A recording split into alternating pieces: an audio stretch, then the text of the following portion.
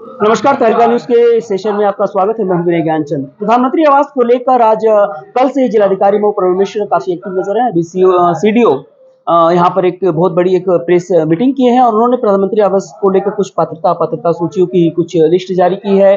कुछ नए नए बातें भी आए हैं सामने। हमारे साथ बातचीत करने के लिए मौजूद हैं स्वतंत्र पत्रकार राहुल सिंह जी। सर, किस तरीके से प्रधानमंत्री आवास को लेकर नए नोटिफिकेशन जारी हुए हैं, क्या जानकारी मिली? देखिए, जो आज हम लोगों ने देखा है, विकास भवन में मुख्य विकास अधिकारी प्रशांत नागर जो है बैठक लिए हैं और उसमें मीडिया को उन्होंने ब्रीफ किया है। उसमें मैं आपको बता दूं और मैं मऊ के जो ग्रामीण क्षेत्र की जनता है उनको बधाई दूंगा कि इस बार बहुत सारे नॉर्म्स बहुत ही मैंने पात्र सूची मैंने जो पात्र लोग हैं उनके लिए बदल दिए गए हैं। जैसे कि दो पहिया वाहन वाले को पात्र नहीं माना है, उसको अपात्र माना जाता था इसके पहले।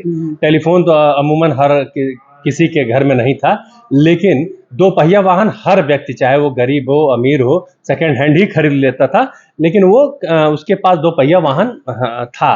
उसकी वजह से वो अपात्रता की श्रेणी में आ जाते थे और उनके साथ जो है कहीं न कहीं कहा जाए कि उनको जो है उस चीज को छुपाना पड़ता था और उसको लेकर कई समस्याएं आती थी कि कभी कोई कंप्लेन कर दिया किसी वैमनस्व के चलते या राजनीति के चलते, तो ऐसे में उनको जो है अपने उससे गुजरना पड़ता था। तो उसमें जो है बहुत ज़्यादा सबसे बड़ी बात है कि दो पहिया वाहन पहले जो लोग थे उनको जो है अपात्र थे, लेकिन वर्तमान जो नियम आए हैं जो प्रधानमंत्री आवास योजना ग्रामीण जो है आवास प्लस 2018, इसमें क्या है कि अगर आपके पास दो पहिया वाहन है तो आप जो है अपात्र की श्रेणी में नहीं आएंगे। आपके पास फ्रिज है, फिर से मैं कहूंगा आपके तहलका के माध्यम से मैं लोगों को बताना चाहूंगा कि अगर घर में फ्रिज है तो पहले अपात्र की श्रेणी में आते थे, तो फ्रिज वाला व्यक्ति भी अब अपात्र की श्रेणी में नहीं आएगा। जो प्रशांत नागर ने मुख्य विकास अधिकारी सीडीओ ने यह बात जो है अपने प्रेस कॉन्फ्रेंस के माध्यम से यह जानकारी दी है। अभी जस्ट आप उस वीडियो को भी लोड करिएगा, हम लोग इसको तुरंत जनता को बताने के लिए, ताकि आपके तहलका के सेशन के द्वारा लोगों को पता चल जाए कि यह जो है अपात्रता की जो अभी श्रेणी आती है, घर में फ्रिज हो, टेलीफोन हो या दो पहिया वाहन हो, तो ऐसे में है। और आइए हम कुछ आपको पात्रता की श्रेणी के लोगों के बारे में बता दें। ऐसा परिवार जो आवास विहीन हो, जो मतलब इन्होंने जो दिया है, जो पन्नी यानी कि प्लास्टिक के जिनके घर हो, घास फूस की झोपड़ी हो, छप्पर में रहता हो, यानी कि जो पहले जो मिट्टी के घर जो छप्पर वाले बनते थे उस छप्पर का हो, पहली इसमें है पात्रता की श्रेणी में।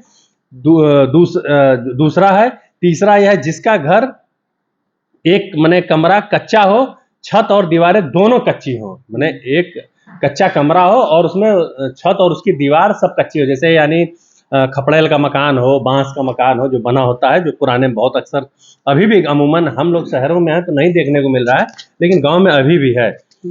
चौथा है जिसके पास दो कमरे हों और कच्चे हों, यानी कि उसके लिए जैसे वो आ गया है छत और दोनों दीवारें, मतलब उसमें चारों तरफ की दीवारें कच्ची हों, तो वो पात्रता की श्रेणी में आएंगे। अपात्र कौन है? जो ऐसा परिवार जिसके पास मोटर युक्त तिपहिया या चौपहिया वाहन, मोटर युक्त, फिर मैं कहूंगा जो अभी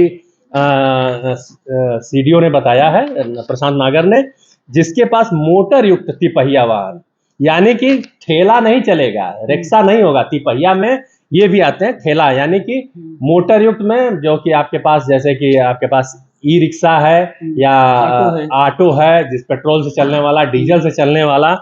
चौपहिया वाहन जिसके पास फोर व्हीलर जैसे बोलेरो है या वो अपना वो करता होगा, तो वो इस चौपहिया वाहन वो अपात्र की श्रेणी में आएंगे।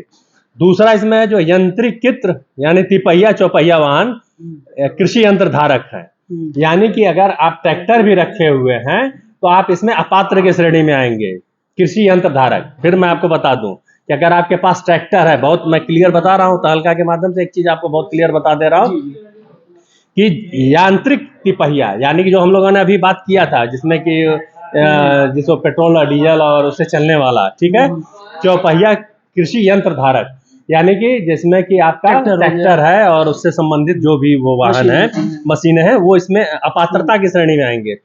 जिसका किसान क्रेडिट कार्ड और क्रेडिट लिमिट 50,000 रुपया अथवा उससे अधिक है, यानी कि 49,000 के नीचे आपको अगर आपको लेना भी है और आप पात्र बने रहना चाहते हो तो आपको 49,000 तक ही आपको किसान क्रेडिट कार्ड से लोन लेना है 49,999 रुपए।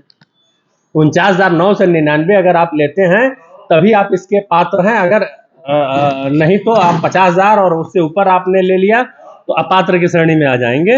ये इसमें है। इसमें पांचवा, हाँ, चौथा ये है उस परिवार का जिसको यह मतलब प्रधानमंत्री आवास का वो मिलना है, उसमें कोई भी व्यक्ति, उसके परिवार में कोई भी व्यक्ति सरकारी नौकरी में नहीं होना चाहिए। कोई भी एक व्यक्ति होगा तो वो उसमें उससे बाहर हो जाएगा।